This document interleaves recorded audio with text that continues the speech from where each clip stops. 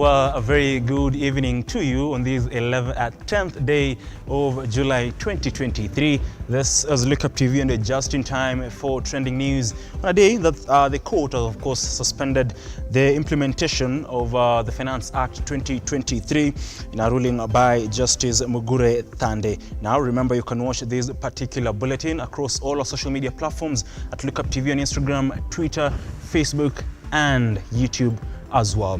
Now we start this bulletin with that particular ruling, and the High Court has today upheld, of course, the conservatory orders suspending the implementation of the Finance Act 2023 until the matter is heard and determined. Giving the ruling virtually, Justice Mugure Thande dismissed the application by the state, which sought to set aside the order she had issued suspending the act. Judge Thande says the state did not give sufficient reasons as to warrant her to lift the orders. The judge has also forwarded the file to the CJ to empanel a three-judge bench to hear the petition. The order has been extended pending the hearing of and determination of that particular case. 5(4) of the Constitution. So in the end, and in view of the foregoing, I find that it has not been demonstrated to my satisfaction grounds to warrant the setting aside of the orders of 30th of June 2023. I make the following orders. The applications dated 30th of June 2023 and 1st of July 2023 are hereby dismissed. The application dated 29th of June 2023 is hereby allowed. Pursuant to Article 165(4), this matter is certified as raising a substantial question of law, and the file is hereby transmitted to the Honorable the Chief Justice for assignment of a bench of not less than 3 judges to hear and determine the petition. No order as to costs. Further, public interest requires that this court must discharge its constitutional mandate of protecting the supremacy of the Constitution by ensuring that all laws conform to the Constitution. The matter before me is a challenge on the constitutionality of a statute. According to the respondents, it is trite jurisprudence that every statute, please allow me to drink some water.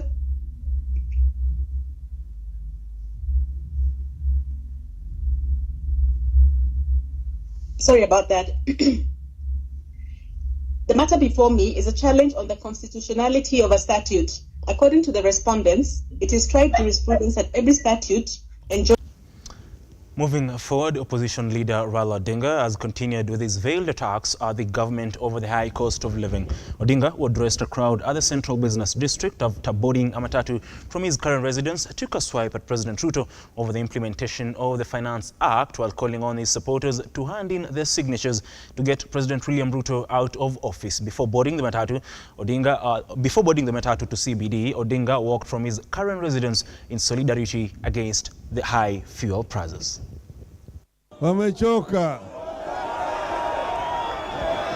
Mmechoka. Mmechoka. Nikaenda pale, nikatoka, nialika hapa chakula ya asubuhi, breakfast, ambao wanajiita ni matractors, tinga. Mama tinga. Hawa ndio wamenilisha hapa siku ya leo. Wanipatia mimi ile chakula ya asubuhi ili niwe na nguvu sana. Sasa neno ni moja peke yake. Siku ile ya Ijumaa, shukrani sana kwenu nyote. Shukrani sana kwenu kwa Wakenya wote.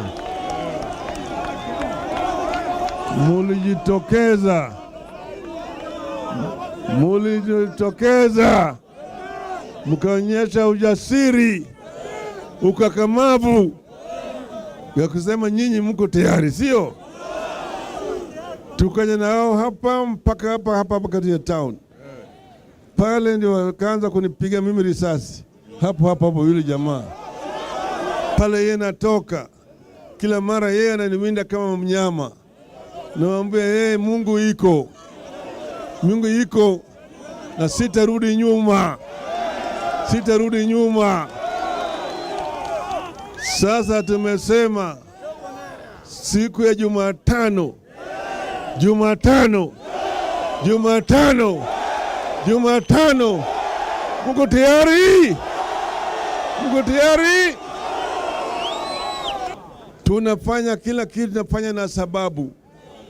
Tumesema Wakenya wana sababu. Pili, Wakenya wana nia. Tatu, Wakenya wana uwezo ya kuleta mabadiliko. Of course, that is Raila Odinga in regards to the high cost of living. Still, on matters of opposition, and opposition leaders are led by Siaya Governor James Orengo and Minority Leader Opiyo Wandayi have called out DP Rigathi Gachagua for dismissing the 10 million signature drive aimed at ousting President William Ruto from office. Orengo said that there were many ways of changing the government which had been used in the world before, be it parliamentary or extra-parliamentary process. Collecting signatures is just the beginning. He is just the beginning. He's not seen the real thing is coming. And it's coming, and when it comes, he'll remember that he left his brains in the bathroom. Because it is coming. And I'm saying this without a fear of contradiction. There was a time in this country that when you said Moi must go, then they quoted section 40 of the Penal Code. They used to say that anybody who compasses or imagines or devises or intends the death of the president is guilty of treason. So we can decide through extra-parliamentary means, through extra-constitutional means to bring about change in Kenya. And we have done it before when Parliament proved to be acting contrary to the wishes of the people. We said, we are going to the people. We are going to the people. And right now we have reached a situation where we must go back to the people because the people are sovereign. And they are going to bring about change in Kenya. And you, when Ruto and his team arrive, ask them why they have allowed their policemen to kill our sons, who are simply expressing themselves by participating in peaceful demonstrations. It is not acceptable that in this day and age, the police can unleash terror on unarmed, peaceful, harmless, patriotic Kenyans who are going about exercising their constitutional right of picketing and demonstrating. Moving forward, Machakos Governor Wavinya Ndeti has urged the government to settle on a permanent solution to the problems facing the country. Speaking during a church service at Machakos ACK Church, Wavinya Ndeti urged the clergy to pray for the government to deliver promises they made during the campaigns, adding that she is working with the national government on a number of projects that, once completed, will of course transform the lives of the people of Machakos County. Machakos County Assembly Speaker Ann Kisye also attended the service, urged Machakos residents to continue supporting the governor in her development projects.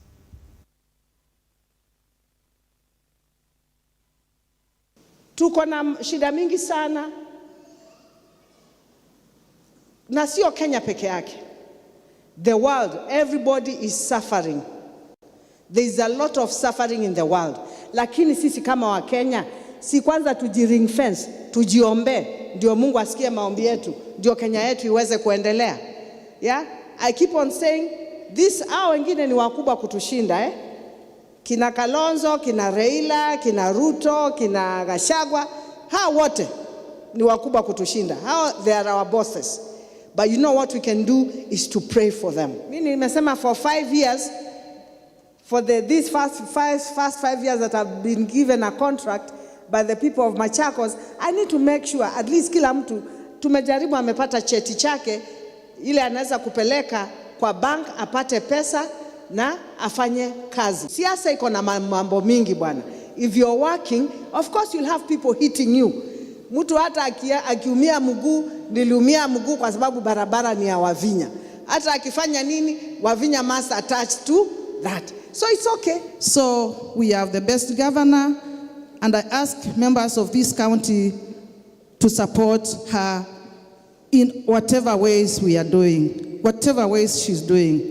Let us cooperate with this governor to achieve many things that we are doing in the county.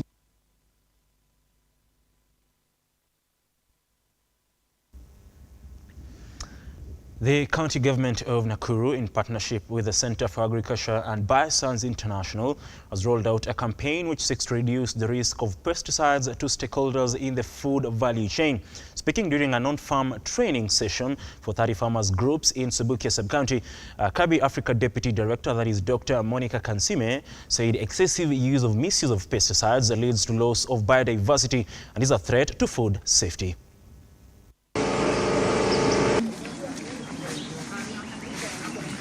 Sikuwa najua kuna kuanga na traps za avocado, ndio at least mumea avocado ni kuena more fruits. Sikuwa najua, na vile tunaweza trap hizo insects sikuwa ninajua, and also sikuwa najua kuna watu wanaweza piga dawa. I didn't know. Mimi mwenyewe kupiga dawa ninajidhuru kama mwanamke. Alafu kuna mavazi nimesoma, kuna mavazi ya kupiga dawa. Jusi chukua tu mtu hauli anakuja anatupigia dawa. Anatulipisha kitu kama 500 na unaridhika. Kumbe kuna mtu anaweza kuja, yeye ndio anajua mambo ya dawa, kupima kila kitu, ndio mumea wako upate the right food. Kumekuwa na changamoto si haba, haswa upande wa avocado na nyanya, kwa sababu with the time kumekuja wadudu ambao wako a bit resistant kwa synthetic pesticides, hazifanyi kazi vizuri, na pia ukizingatia ukweli ya kwamba the global market ina demand watu wapunguze utumiaji wa madawa. We are very happy kwa initiative hii ya Ukulima True, sababu inashabikia kupunguza kutumia madawa. Kwa mfano kama tuta is a very stubborn pest, anakataa na anazaana kwa wingi, so unapata in as much as you use the synthetic products, at a given point unapata hazisaidii. Most of our farmers don't absorb the pre-harvest interval, and the minute you harvest your produce with the chemicals, the customer or the client who is buying the product is going to consume that chemicals. That means that their health will be affected. Again, we want the farmers to know, if you use those chemicals, you should also be careful of how you use it because of our environment. How do you dispose your containers? There are safer ways to dispose the containers which have been set aside by PCPB, the Pesticide Control Board. Again, if you spray it as a farmer, do you care about your health yourself? Are you the one spraying your chemicals or the pesticide, or are you using a SSP? We have people we call spray service providers. These are some of the things that we want farmers to learn through this campaign. On to matters politics, and Game Member of Parliament, that is Elisha Odhiambo, maintains that despite vowing to support President William Ruto and snapping last week's Saba demonstrations, remains loyal to the Orange Democratic Movement Party. Speaking at Owila Church of Christ in Africa, that is in Game constituency, Odhiambo and two rebel ODM MCAs said they were committed to the unity of both the constituency and Siaya County at large. Governor James Orengo and Legislator Odhiambo have been called upon to reconcile to ensure proper service delivery to the people of Siaya County. I'm looking at fostering unity in Game. I'm looking at ensuring that any outsider meddling in Game affairs should be kept aside. But as a people of Siaya, I'm asking of the governor to adopt a more conciliatory tone so that they can work with the dual. I think Senate pronounced itself. I think it's just important to reconcile ourselves to the realities on the ground that we are elected to perform and deliver to the people of Siaya. I, as the MP for Game, I work with all my MCS to ensure that service delivery to those who elected us gets to the very best in the next 4 years. We've started a journey and we resolved amongst us that we fought for 1 year, almost a year. Our MP has been having wars with the governor, but yet we are expected as ODM elected candidates to work together. How are we going to achieve unity in Game? We have given our MP a condition. We as small streams, we have come down for peace, and we want him also to go down and access the governor so that we can sit down as the people of Game. and at least initiate a project that will help our people. We've not been happy as Game constituency being the talk of town each and every time Raila is around. Raila is our father and we highly respect him. To me, Raila himself crowned me back to ODM and I said I'll never ever betray Raila. I'm moving towards his cause. The only problem is that I was going to join him in Mandamano in Nairobi. Fortunately enough, I also met my MP, whom I purposed to meet with, and I think so far everything is okay. Elisha has also promised to reach to Orengo, who is our governor, so that as a people of Siaya, we work as a united team and work strongly enough to strengthen ODM. Also in ODM, we have two officers in Game representing the both ODM. So we are saying we need to merge the office so that we have one strong office party in Game.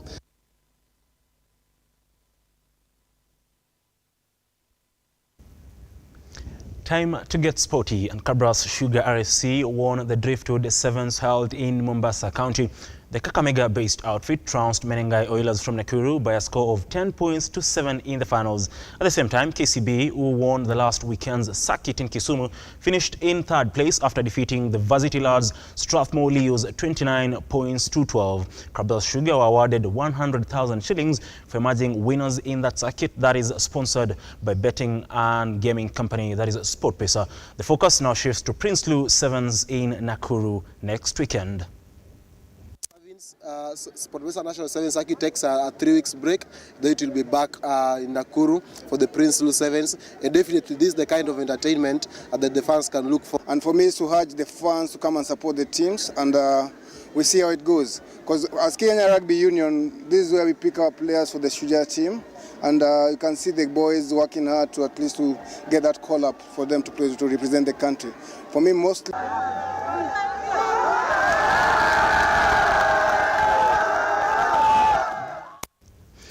Of course, the national rugby circuit will, of course, come in handy in trying to boost the rugby game here in the country, having it in mind that the national team has been struggling for some time, and it's time we build the talents, or, of course, nurture the talents from the grassroots level. Moving forward, Kenya's Safina Madani won the women's category of the Nairobi Squash Tournament. Madani registered a win of 3 points to 1 against Loes van der Plam from Netherlands.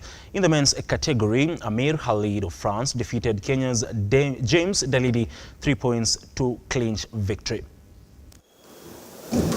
I'm still winning tournaments. This is amazing that I can still do this at this stage in my career and my life. Yeah, so I'm gonna keep playing squash. It's motivating this for me to keep playing. Yeah. So now it's all about giving back. We had a junior tournament yesterday that we organized with 70 entries. I would just like more girls and women to play this sport. That's my next vision for squash. Okay, to be honest, I was not even expecting to join. I just knew 1.5 weeks ago there was a tournament. I've not played much, I've not trained, so I'm already like super happy. I made the final. Of course, I was going for the win, but I think I was too greedy, and yeah, I think I wanted it too much. My focus was a bit off, so it was not the best match, but I'm really happy I made it to the final. She's good. She's a smart player, and I think that's where she outplayed me.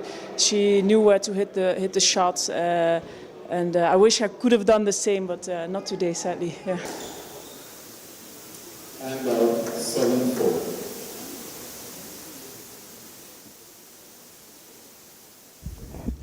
Now we've come to the end of this particular bulletin, but I'd like to sample some of the tweets of Kenyans reacting to the, of course, suspension or continued suspension of the Finance Act implementation. And Jama Kalda says, beg your pardon, Senator Kiprotich Arapchirarge, the Senator of Nandi County, says the decline by courts to lift suspension of the Finance Act is economic sabotage because it means the government cannot raise taxes and, of course, to get revenue to run government operations, including the functionality of the judiciary.